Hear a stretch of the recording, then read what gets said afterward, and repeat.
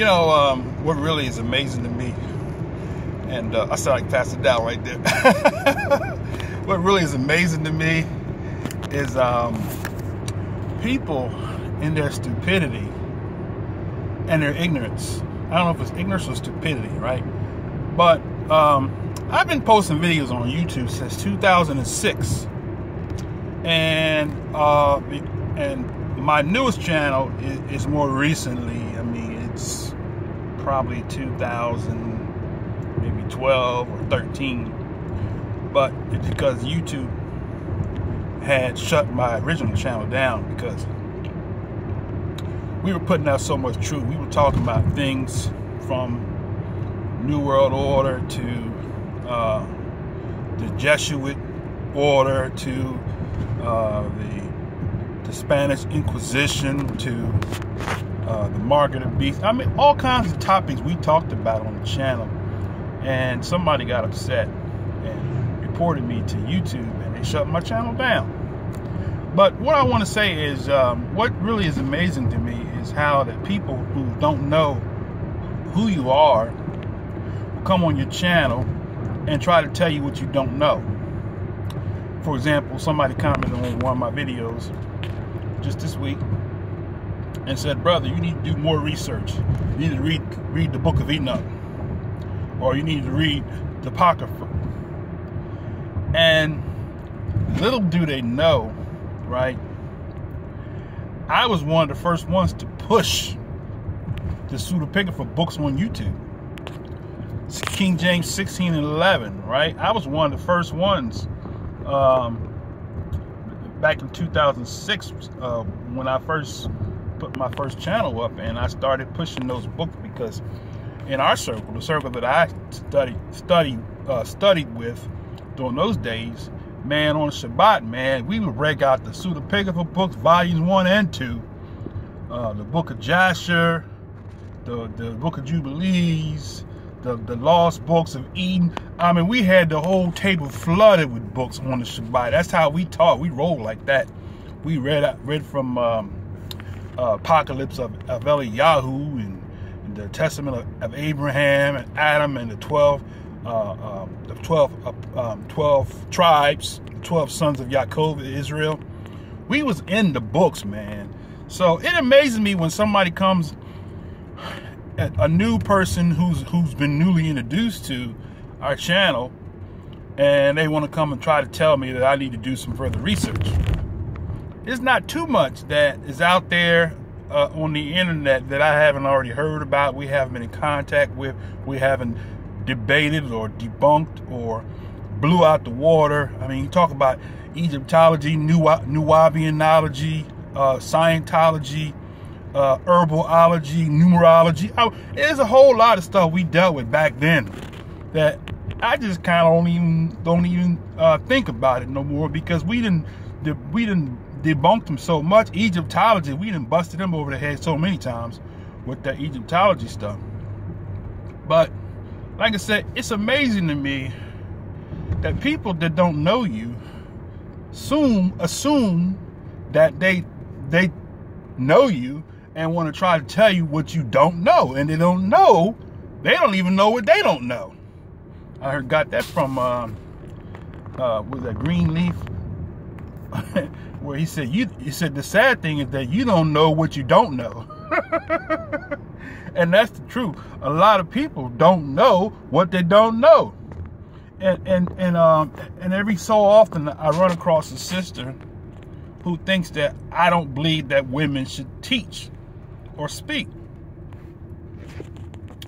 and not even fully understanding or knowing that I've been one of the few Hebrew Israelite teachers on the internet that have wholeheartedly supported our Israelite women sharing out of the scriptures.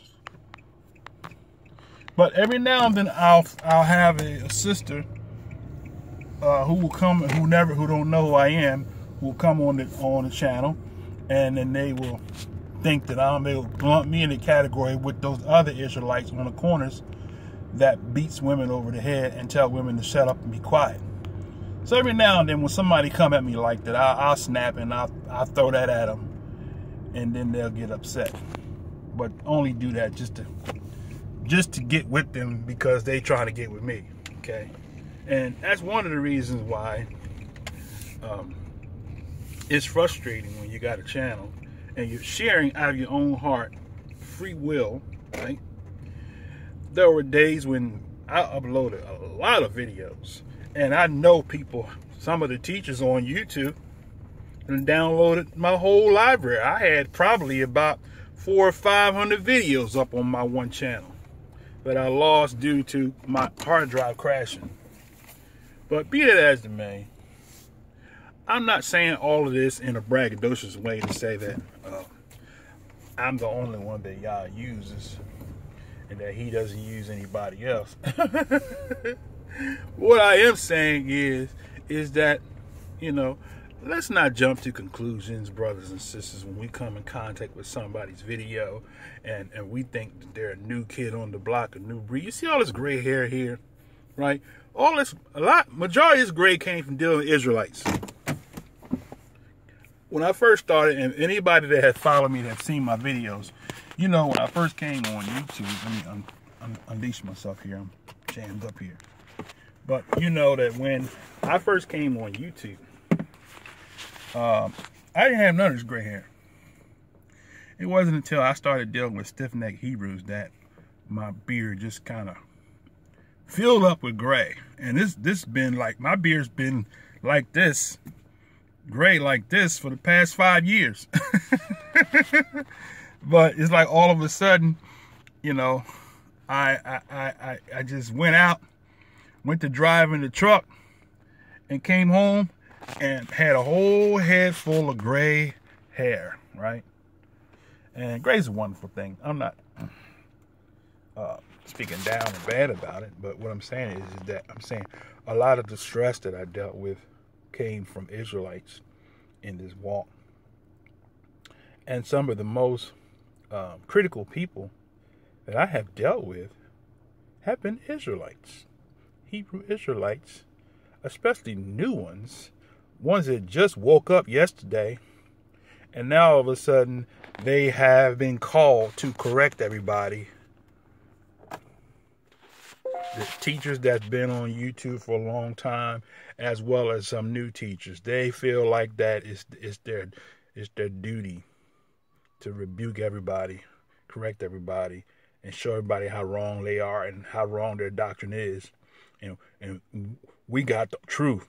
I want to share with you, brother. I want to share with you, brother. You know, you calculating the Shabbat wrong. You know, the Shabbat goes on the basis of the cycle of the moon. There ain't nothing that I haven't heard in this walk, brothers and sisters.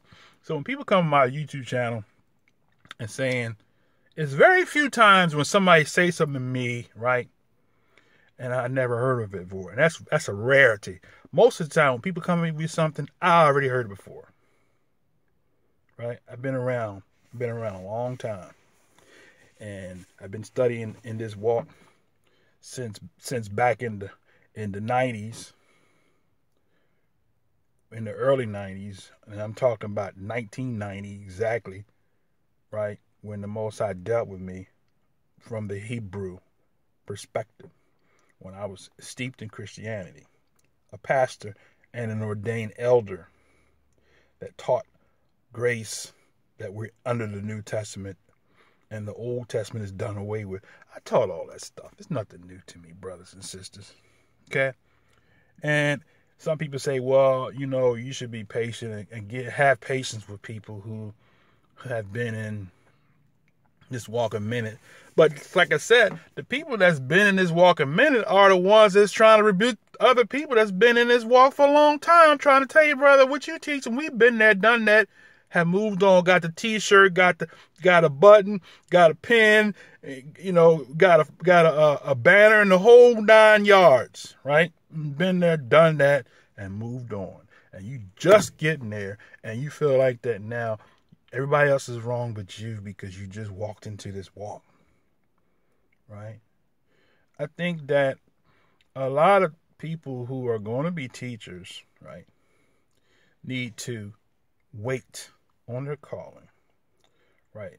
especially young. You can tell the younger ones that come in this truth because the younger ones got a lot of zeal and everybody's wrong and they're right on every subject. Right. So my word of advice to those who are new in this walk, sit back and just take in and learn. I mean, a good thing to do is one of the things that I did, right? When I came into this truth, right?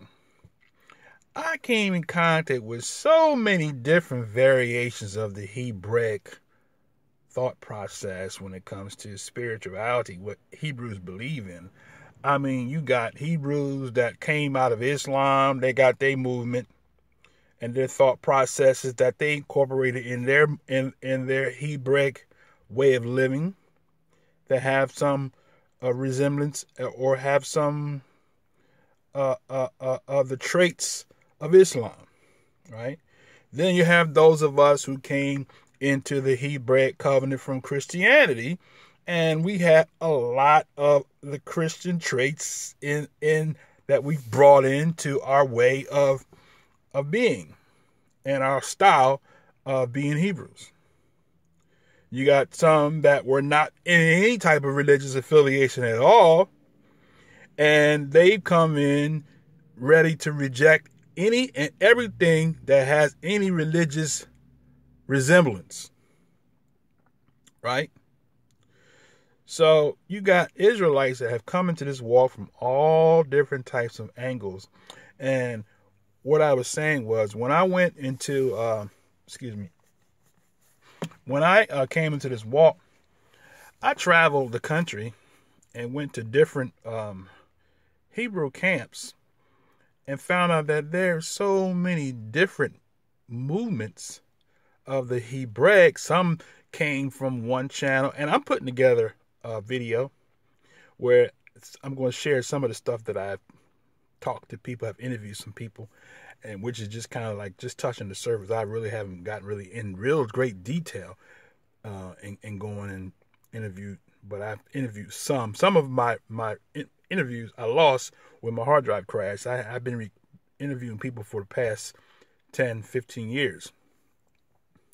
But anyway, so at some point, the Father's going to allow me to release that, so just to share with everyone in the world that every Israelite is not connected. We didn't all come from one particular movement.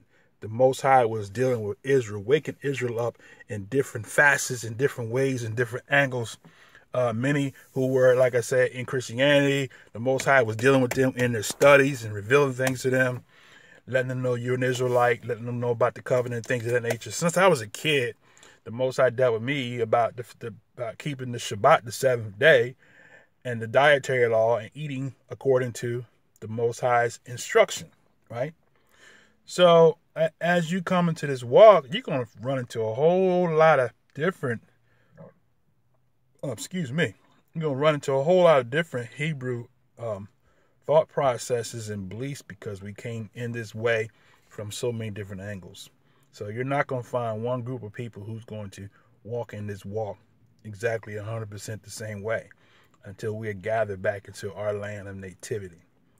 So I didn't mean to go this long, but the main thought that was on my mind was about how the people come at you as if they think you're a novice and that you just found out that you was an Israelite last week and I need to educate you and train you and develop you and whatever.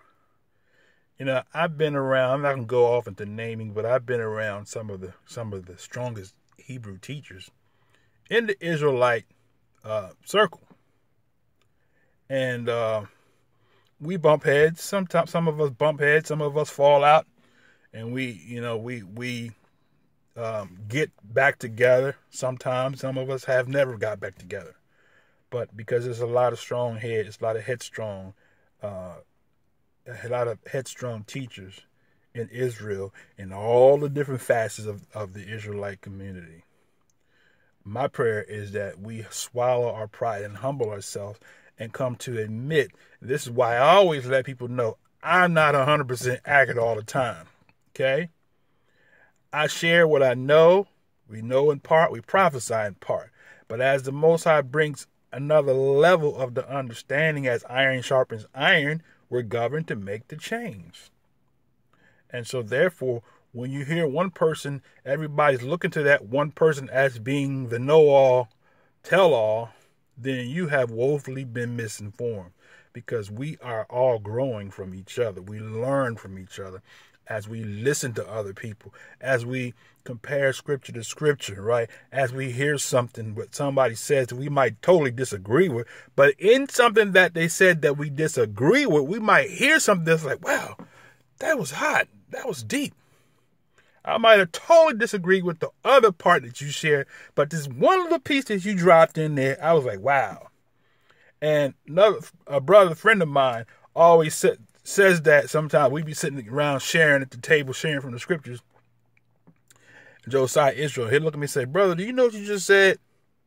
I really don't know what I said, because he heard something in something that I said, and it wasn't even what I was saying. It was what the Ruach revealed to him while I was speaking, that he might share back to me. This is what you said. I'm like, really? I said that? You know what? Now I got to go back and I got to listen to the tape myself.